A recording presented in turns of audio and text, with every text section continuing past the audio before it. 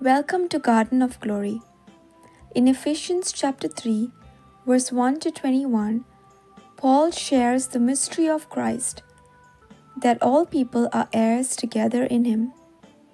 And he prays for us to be strengthened with power, rooted and grounded in love, to know the limitless love of Christ, and be filled with the fullness of God.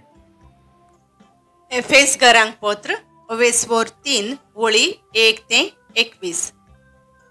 पावलो देवाच्या गुटाचो सेवक. ह्या पासत हांव पावलो विदेशां खातीर जेजू क्रिस्ताचो कैदी तुमकां सांगता. देवान तुमचे खातीर म्हाका एक देणें केलां म्हूण तुमी घडये आयकलां जातलें.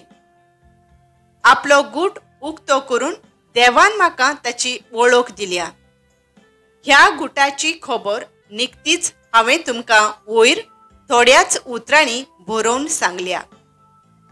तुमी ती वाचशात तर क्रिस्ताच्या गुटाची कितली म्हाका समजणी आसा ती तुमकां कळोवन येतली. ह्या गुटाची खबर आदल्या पिणकाच्या खंयच्याच मनशाक मेळ्ळी ना, पूण आतां आत्म्या उदेशी देवान तो गूट आपल्या भक्तिवंत धर्मदूतांक आनी प्रवाद्यांक उक्तो केला. म्हणजे शुभ वर्तमाना उदेशी जेजू क्रिस्ताच्या एकवटान विदेशांक तेंच दायज फावो जाला.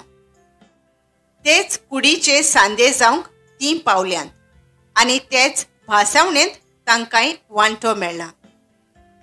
म्हाका फावो केल्ल्या देवाचे दयाळायेच्या देण्यान ह्या शुभ वर्तमानाचो हांव सेवक जाला.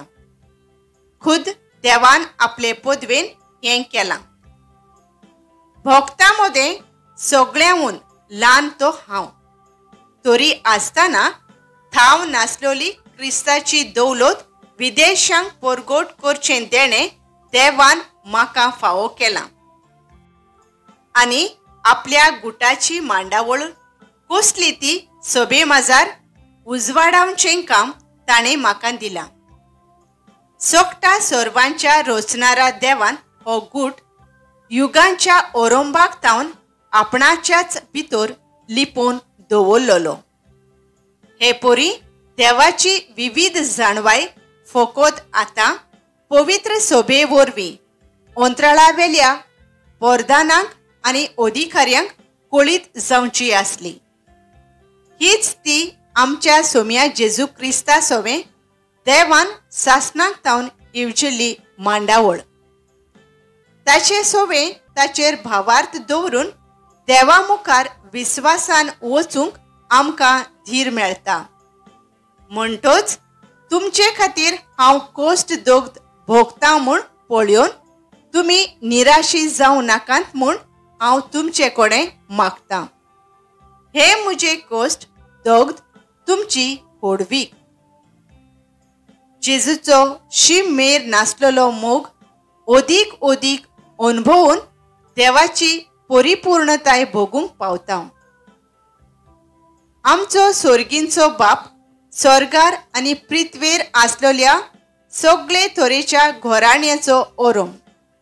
तर ताचे मुखार साश्टांगी पडून अशें मागता.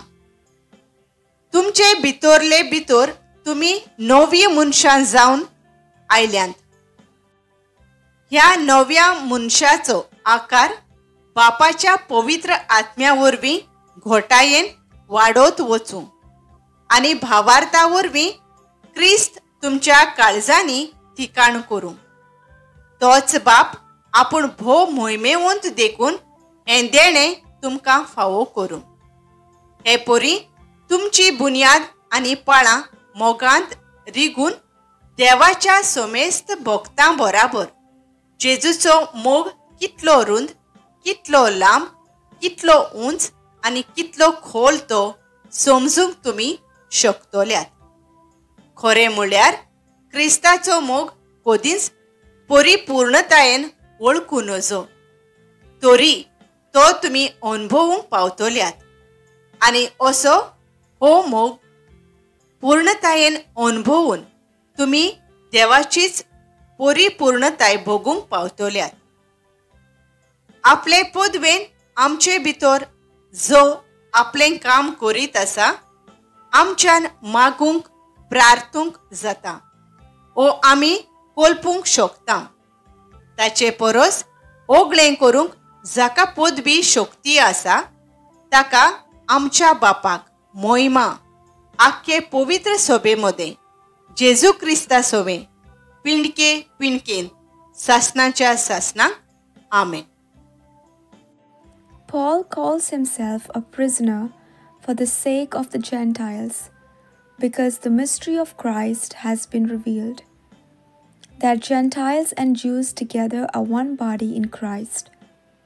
Then he prays a powerful prayer, that we would be strengthened in our inner being through the Spirit, that Christ would dwell in our hearts through faith, that we would grasp the width, length, height, and depth of His love, and that we would be filled with the fullness of God.